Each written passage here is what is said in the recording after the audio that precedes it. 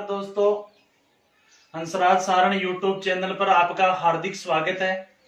हम अध्ययन कर रहे हैं दोस्तों रीट से संबंधित जो टॉपिक है, हालांकि इसके अलावा राजस्थान पुलिस पटवार में भी ये काम आ सकते हैं और उनमें हम समाज सुधारक का अध्ययन करेंगे आज, और जिनमें से समाज सुधारक दयानंद सरस्वती का। जी हाँ दोस्तों, दयानंद सरस्वती जी।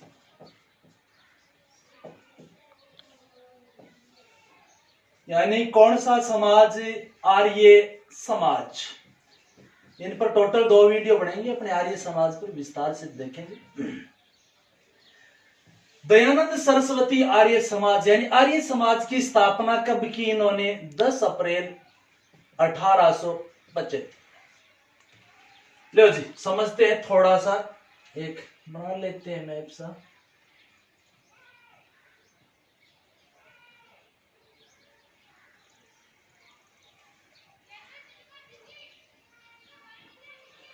देखो जी, बैठ जाएगा शायद सेट हो, टकाटक है, कोई दिक्कत नहीं।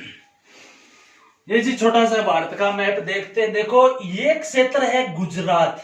कौन सा? गुजरात। और गुजरात में एक क्षेत्र पड़ता है टंकारा, और टंकारा गुजरात में इनका जन्म होता है। कब?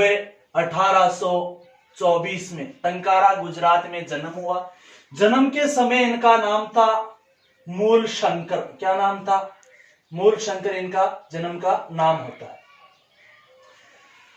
हालांकि मूल शंकर जी जो थे, देखो इनके पिता का नाम अंबाशंकर, अंबाशंकर भी तो बताया जाता है, और श्यामजी कृष्ण तिवारी भी बताया जाता है, अलग अलग है। पर देखो माता पिता का नाम शायद ही पूछे, यशोदा देवी कहते हैं इनकी माता का नाम था। अंबाशंकर भी बताया जाता है, श्यामजी कृष्ण तिवारी ऐसा भी इनका नाम मिलता है अलग अलग आइटों में। अब कौन सा ज्यादा सही है? मैं 1824 में टंकारा में इनका जन्म हुआ था गुजरात में, और इनका जाति कौन सी थी? जातियों पंडित जी, ब्राह्मण। बढ़िया बात है जी, ब्राह्मण थे जाति से। परंतु कहते हैं शिवलिंग पर चूहे को इन्होंने देखा था कोई अभिषेक करते हुए, इसलिए मूर्ति पूजा से विश्वास उठ गया। विश्वास उठ गया तो बस तरंग उठ रही है दिमाग में, और तरंग शांत करने के लिए एक मुलाकात हुई सन्यासी जीवा की, संपूर्णानंद की, संपूर्णानंद से। और संपूर्णानंद ने इनका जो नाम था, पूर्णानंद या संपूर्णानंद ने इनका जो नाम था वो मूल शंकर से क्या रख दिया? दयानंद सरस्वती। इनका नाम मूल शंकर से दयानंद सरस्वती की इन्होंने लिखा, तो पूर्णानंद या संपूर्णानंद ने। और इन्होंने ही इनको दीक्षित किया था कि सन्यास में, यानी सन्यास की शिक्षा, बोले बस बाबा हो जो मोटा हो लो, या शिक्षा कौन दे? ये बाबा ये दे संपूर्णानंद जी, जो इनके प्रथम गुरु भी माने जाते हैं।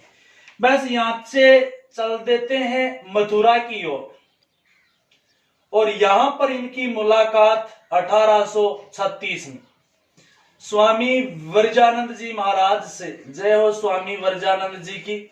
और इन्होंने ही इन मूल शंकर नहीं रहे अब दयानंद सरस्वती, उनको शिक्षा दी थी, वेदों की शिक्षा। कौन सी शिक्षा देते हैं? वेदों की। बोलो जी, लो वेदों की शिक्षा ले लो, बढ़िया बात। वेदों की शिक्षा ग्रहण की स्वामी, और यही इनके वास्तविक गुरु हैं। वास्तविक गुरु कौन? स्वामी वर्जानंद जी। उसके बाद में दयानंद सरस्वती यहां से इन वेदों का प्रचार प्रसार करते हैं। प्रचार प्रसार के दौरान इन्होंने एक नारा दिया था, वेदों की ओर लौटो, वेदों की ओर लौटो। हालांकि पूरा नारा है इनका वेदों की ओर लौटो, वैदिक काल की ओर नहीं, क्योंकि वैदिक काल में कर्मकांड थे, कर्मकांड भी थे उस दौरान। उस वैदिक काल के ज्ञान विज्ञान की ओर लौटो। बस मैंने इनका कहना यही था, वेदों की ओर लौटो, वैदिक काल की ओर नहीं। जो ही ये प्रचार प्रसार कर रहे हैं, इनका कोई इतना प्रभाव नहीं स्थापित हो रहा था। जब इनका प्रभाव स्थापित नहीं होता है तो इनकी मुलाकात हुई थी एक और अन्य जो ब्रह्म समाज के स्वामी थे, केशव चंद्र सेन से। किससे मुलाकात हुई? केशव चंद्र सेन। केशव चंद्र सेन से मुलाकात किसकी? स्वामी दयानंद सरस्वती से। बात करें, बोले जी स्वामी जी के बतावा वेदा की ओर लौटो, नारा नूरा दे दिया, ज्ञान विज्ञान को प्रचार प्रसार कर रहा, परंतु लोग कोई प्रभावित ही हो नहीं रहा। बोले क्या मैं दे रहा हूं ज्ञान थे, बोले मैसेज करता भाषा में भाषण भूषण दिया करा, बोले देड़ी है फैलू जाओ ना, मैं ही फैलू गया ब्रह्म समाज, क्योंकि ब्रह्म समाज इस समय तक विखंडित की स्थिति में हो, यानी एक तरफ से जो 1845 में इस दौरान स्थापना होती है, हालांकि 66-67 तक हुआ था विभाजन, तो फिर भी ब्रह्म समाज अपना अस्तित्व धीरे धीरे खो रहा था। बोले जी संस्कृत भाषा छोड़ दो और आपने भाषा हिंदी अपना लो। क्वेश्चन अच्छा यही बनता है कि स्वामी दयानंद सरस्वती ने केशव चंद्र सेन के कहने पर अपने प्रचार प्रसार की भाषा किसको बनाया था, हिंदी को बनाया था, और हिंदी को भाषा, और यही ये नारा देते हैं सौ भाषा सौ राज सौ धर्म में और सौ देश का नारा। और स्वराज शब्द का सबसे पहले प्रयोग कौन करते हैं, दयानंद सरस्वती।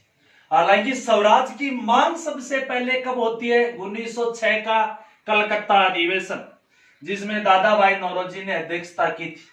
स्वराज मेरा जन्मसिद्ध अधिकार है, ये नारा फेमस हुआ था 1916 के लखनऊ अधिवेशन में। अंबिका चरण मजूमदार ने यहाँ पर अध्यक्षता की थी। लखनऊ पैक्ट होता है, बाल गंगाधर तिलक का नारा था, क्योंकि बड़ी भूमिका होती है लखनऊ समझौते के दौरान उनकी। उसके बाद कांग्रेस का 1939 का जो लाहौर अधिवेशन, पूर्ण स्वराज की मांग यहाँ की जाती है, पूर्ण स्वराज की मांग, स्वराज की पहली बार मांग, यहाँ पर स्वराज नारा फेमस, पूर्ण स्वराज की मांग। कांग्रेस का 1929 का लाहौर अधिवेशन, किसकी अध्यक्षता में, पंडित जवाहरलाल नेहरू। हालांकि स्वराज पार्टी की स्थापना 1923 में सीआर दास व मोतीलाल नेहरू ने की थी। यह है स्वराज स्वराज स्वराज, और स्वराज शब्द का सबसे पहले प्रयोग दयानंद सरस्वती जी। हाँ जी दोस्तों, धर्म की बात करें तो इन्होंने ये कहा था कि धर्म सुधार के लिए शुद्धि आंदोलन चलाया था, और यही शुद्धि आंदोलन वर्तमान में जो चर्चित टॉपिक है ना तबलीगी, उसका बीज अंकुरित होना शुरू होता है यहीं से, तबलीगी जमात का। इसका सेकंड वीडियो बनाऊंगा, वहां बताऊंगा पूरा तबलीगी जमात का बीज शुद्धि आंदोलन में क्यों बोया गया था, आखिर यहाँ अंकुरित क्यों होने लग गए थे। उसके बाद में स्वदेश, इन्होंने कहा था कि बुरे से बुरा स्वदेशी राज्य, बुरे से बुरा स्वदेशी राज्य, अच्छे से अच्छा विदेशी राज्य। बुरो बुरो कितनो ही कसूतो बुरो बचे स्वदेशी राज्य, और कितनो ही अच्छो बचे विदेशी राज्य, परंतु अच्छा ही अपना बुरा स्वदेशी होगा। यानी बुरे से बुरा स्वदेशी जो राज्य है, अच्छे से अच्छे विदेशी राज्य से भी अच्छा होता है। सब भाषा की बात करें तो हिंदी को अपना लिया केशव चंद्र सेन के कहने पर। सत्यार्थ प्रकाश जो प्रमुख ग्रंथ है इनका हिंदी भाषा में लिखा था। हालांकि सत्यार्थ प्रकाश के अलावा स्वामी जी ने सत्यार्थ प्रकाश के अलावा जो 2 भाष्य ग्रंथ लिखे थे, एक तो है वेद भाष्य, कौन सा भाष्य, एक है ऋग्वेद भाष्य। ऋग्वेद भाष्य किसने लिखे हैं, स्वामी दयानंद सरस्वती ने। भाष्य संक्षिप्त रूप कह सकते हैं। उसके बाद में खंडन ग्रंथ लिखता है 2, जिनमें एक है अद्वैतवाद खंडन, कौन सा, अद्वैतवाद खंडन, और जो शंकराचार्य का था अद्वैतवाद, और एक वल्लभाचार्य का जो शुद्धाद्वैतवाद है, वल्लभाचार्य का वल्लभाचार्य खंडन।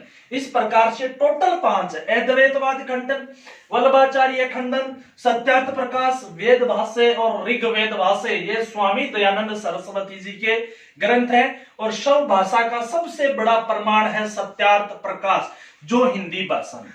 धीरे धीरे स्वामी जी बढ़ रहे हैं, और बढ़ते बढ़ते कदम बढ़े बंबई की ओर, और इसी बंबई में स्वामी जी ने कर दी स्थापना किसकी, आर्य समाज की। यानी प्रथम ऑफिस खड़े है बंबई में आर्य समाज की। उसके बाद में यहां पर जो मुख्य केंद्र बनाया था ना स्वामी जी ने, वो 1877 में बनाया था लाहौर। और इसका अंदाज हम इस तरह लगा सकते हैं, लाहौर में सर्वाधिक प्रसिद्धि प्राप्त की थी, और लाहौर में स्वामी जी ने एक उपाधि धारण की थी। कौन सी नदी के किनारे, सिंध, इन्हें सिंध मारू की उपाधि प्रदान की गई थी। सिंध मारू कहां पर, लाहौर में 1877 में। उसके अलावा हम बात करें, स्वामी जी आए थे कहां? राजस्थान में। राजस्थान में अगर स्वामी जी की बात करें तो राजस्थान में दोस्तों सबसे पहले 1865 में आते हैं करौली में। कहां आते हैं? करौली में आते हैं 1865 में। उसके बाद में प्रथम बार करौली आए थे, बस इतना याद रखना। मेन जो इनका केंद्र रहा था उदयपुर में आए थे। उदयपुर में इंपॉर्टेंट बात है पिछोला झील। क्यों है जी?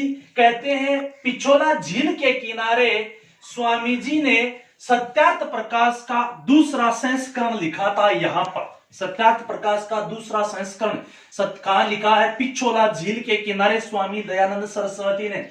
उनके बाद में जो मारवाड़ से संबंध रखते हैं, मारवाड़ के शासक जसवंत सिंह, और जसवंत सिंह की जो रानी, वो रानी तो नहीं, वो कह सकते हैं गणिका, गणिका के द्वारा जहर वगैरह दे देना, और वो किस्सा सारे जानते। इसी कारण स्वामी जी का स्वास्थ्य खराब हो जाना। और 30 अक्टूबर, कितनी अक्टूबर?